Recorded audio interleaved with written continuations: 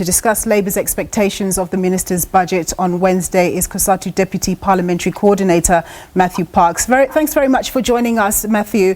So what is COSATU's take in terms of what's its expectation on Tito Mboweni's budget later this week? Sure. Look, I think we're in an unprecedented crisis. Before the shutdown, as you had indicated earlier, we were already in a recession. We already had 40% of workers unemployed. We're now approaching 50% unemployment, and we're hovering towards an economic depression. So we have two options. One is to go with a timid approach and pray for miracles, and then things will get worse. Or we can go for a bold, aggressive stimulus approach.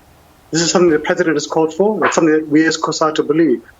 We would really want to see a 1 trillion rand stimulus fund, which can help grow the economy, help save jobs. But we think that stimulus funding to the private sector, to businesses, must be conditional upon those companies not retrenching workers, incentivizing them to create new jobs. We would want to see funding shifted from many departments and reprioritized to key departments which are on the front line against COVID-19, for example, health, transport, education, employment and labour. We'd want to see funding again shifted to supporting the industrial sector master plans, which can help grow the economy. It will mean that we need to have some increases in taxes for the wealthy, for those who earn above 1.5 million, on luxury imported goods, on inheritance and estate duties. But equally, we need an infrastructure program. The Presidency has been working on one. We think it needs to be a bit more bold. It should be at least at 1.6 trillion rand. And it has to include funding from the private sector. The government has got limited funds, so the banks, the investment funds have to come to the party. But I think also, lastly, we'd want to see the government honouring the sacrifices that public servants are making by honouring its 2020 wage agreement to the public servants and making sure that those nurses and teachers and doctors are given what is due to them. Matthew, what are your thoughts around Minister Tito Mboweni talking about South Africa approaching the budget on a zero-based basis, basically saying that we need to rejig the way that we do the budget and rather just look at the pot that we have, what's in the pot, and just look at our priorities and what is absolutely a priority we fund, and those things that are less of a priority, well, they're going to have to miss on this occasion, because we understand that SARS is going to be down by about 285 billion rand this year due to the effects of COVID.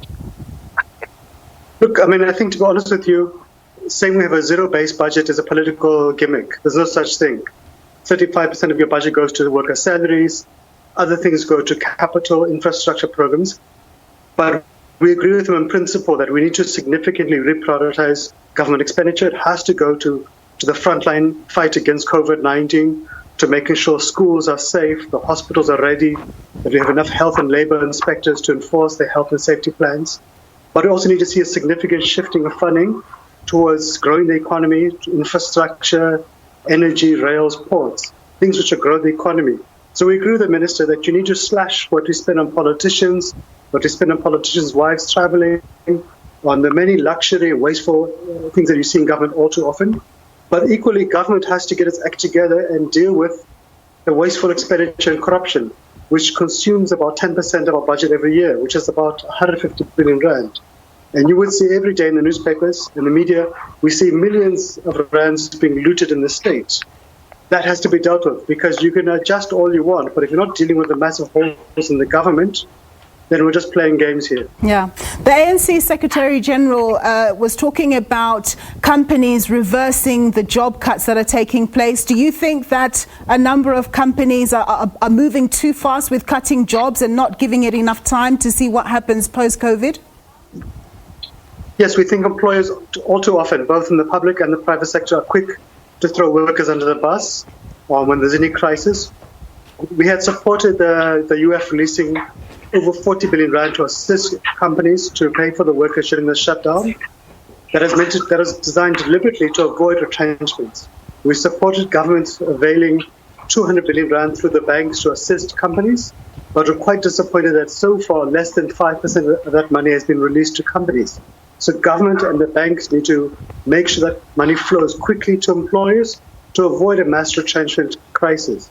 But equally, employers must show some solidarity. It's quite shocking that in SABC, many parastatals, many companies, management is quick to retrench workers and show very little patriotic commitment to helping those workers. Management should rather cut their wages that they pay themselves and show some solidarity to workers. You can't have a country built upon 50% unemployment, especially when the rich are well off.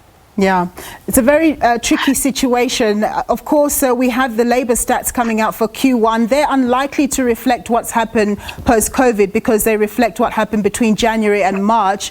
But your general sense of the unemployment situation and really what we can do as a country to get to the root causes so that we don't have such a high unemployment rate? It's quite scary. If you look at what other countries have experienced, for example, the United States, the unemployment stats, they're quite scary, and obviously we're a little bit behind them. But of course, we've been having a 40% unemployment rate even before the lockdown. We were experiencing thousands of retrenchments. And even now, during the lockdown, you see many companies like Edcon, SAA, etc., even SABC, all threatening retrenchments and are very likely to happen. That's why we are saying we need to have a massive stimulus plan. And we simply cannot afford to continue to have an economy of 40% unemployment. Government has to avail it, but equally the private sector, the banks, the investment funds have to double what government can put there. They have got the money. We need to drive impact investments. It must be tightly coordinated. And it must be geared towards infrastructure which can help grow the economy.